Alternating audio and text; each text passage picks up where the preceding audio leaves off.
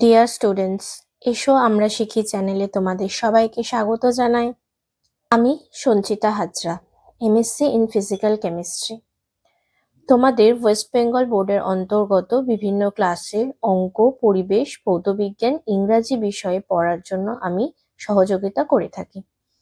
তাই যারা যারা চ্যানেলটি এখনো সাবস্ক্রাইব করোনি তারা ভিডিও শুরু করার আগে অবশ্যই চ্যানেলটিকে সাবস্ক্রাইব করে দাও ও পাশে থাকা বেল বাটনে ক্লিক করো, যাতে ভিডিও আপলোড করার সাথে সাথে তোমাদের কাছে নোটিফিকেশন চলে যায়।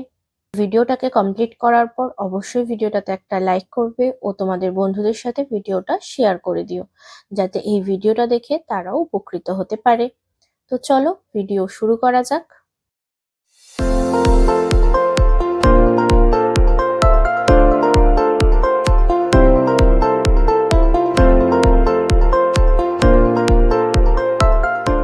আজ আমরা পড়ব ক্লাস 3-র পাতাবাহার বইটি। পাতাবাহারের মধ্যে আমাদের আজকের আলোচ্য বিষয় হলো কবি নীরেন্দ্রনাথ চক্রবর্তীর লেখা পর্যটন কবিতাটি। কবিতাটি পড়ব ও তার বিষয়বস্তু বুঝে প্রশ্ন উত্তরগুলো আলোচনা করব। মাথায় মস্ত পাগড়ি এঁটে, গজিয়ে দাড়ি গুম্ফ ছেটে, কেষ্টবাবু কোথায় যান? বাদকশান বাদকশান। মাথায় একটা মস্ত পাগড়ি এঁটে, দাড়ি গজিয়ে আর গুম্ফ মানে গোঁফ গোঁফ ছেটে কেষ্টবাবু কোথায় যাচ্ছেন? বাদকশান মাল চাপিয়ে সিংহ সম লম্ফ দিয়ে বিষ্টুবাবু যান কোথায়? মোমবাসায় মোমবাসায়। বিষ্টুবাবু কুলির মাথায় মাল চাপিয়ে দিয়ে সিংহের মতো লাফ দিয়ে কোথায় যাচ্ছেন? মোমবাসায়। উড়িয়ে ধুলো মহেশ দাস, ভর দুপুরে কোথায় যাস? হঠাৎ কোথায় চললি রে? সান্টাফে সান্টাফে। মহেশ দাস কি করছে? ধুলো উড়িয়ে ভর দুপুরে কোথায় যাচ্ছে? সান্টাফেতে। সবাই এখন ছাড়ছে ঘর, কেষ্ট বিষ্টু মহেশ্বর, ব্যাপার দেখে হচ্ছে শখ, আমিও হব পর্যটক।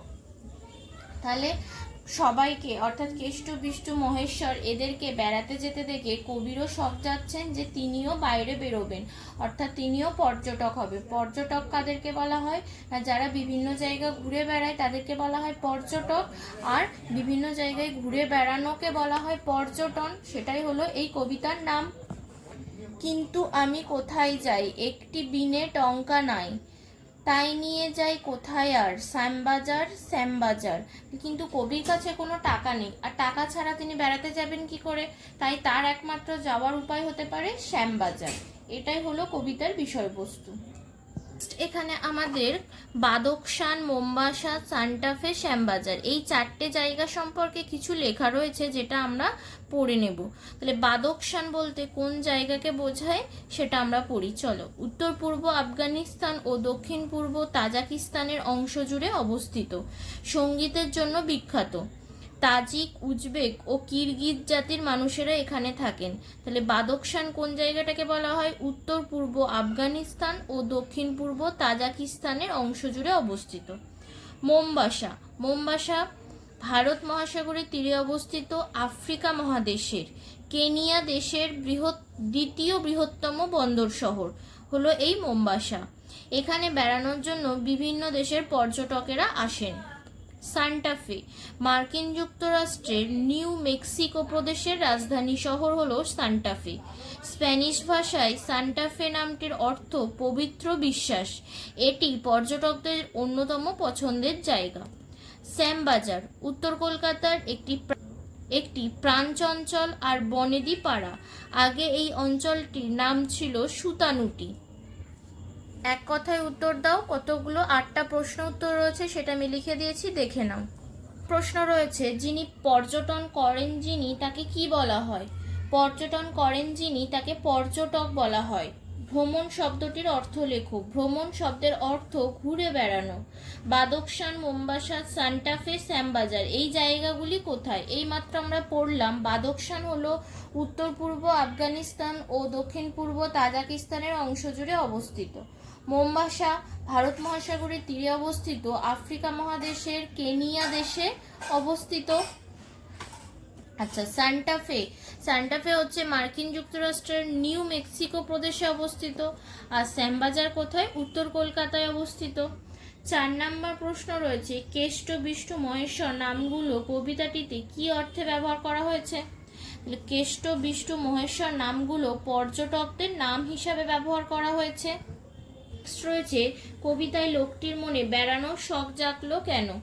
লোকটির পরিচিত কেষ্ট, বিষ্টু, মহেশ ও মহেশ্বর সবাই পর্যটনে বেরিয়েছে, তা দেখে লোকটির মনে বেড়ানোর শখ জাগলো। যারা পর্যটনে বেরিয়েছেন তাদের হাবভাব, সাজ পোশাক, চলাফেরা কিভাবে কবিতাটিতে ধরা পড়েছে? এই প্রশ্নটার উত্তর একটু বড় হবে। যারা পর্যটনে বেরিয়েছেন তাদের মধ্যে কেষ্টবাবু মাথায় মস্ত পাগড়ি এঁটে, দাড়ি গজিয়ে, গোপ ছেটে পর্যটনে বেরিয়েছেন, যেমন আমরা প্রথম স্তবকটায় পেয়েছি। বিষ্টুবাবু কুলির মাথায় মাল চাপিয়ে সিংহের মতো লাফ দিয়ে পর্যটনে বেরিয়েছেন, দ্বিতীয় স্তবকে পেয়েছি।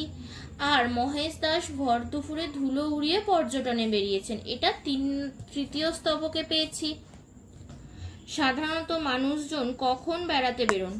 সাধারণত মানুষ গরমের ছুটিতে, পুজোর ছুটিতে ও শীতকালে বেড়াতে বেরোয়। মানুষের বেড়ানোর ইচ্ছা হয় কেন? অজানা অচেনা জিনিস তথা দেশকে দেখতে মানুষের ইচ্ছা হয়। তাছাড়াও প্রতিদিনের একঘেয়েমি জীবন থেকে স্বস্তির স্বাদ পেতেও মানুষের বেড়ানোর ইচ্ছা হয়। কবিতাটা আমাদের এখানেই শেষ হয়ে গেল। কবি সম্পর্কে কিছু লেখা রয়েছে, সেটা একটু পড়ে নিই।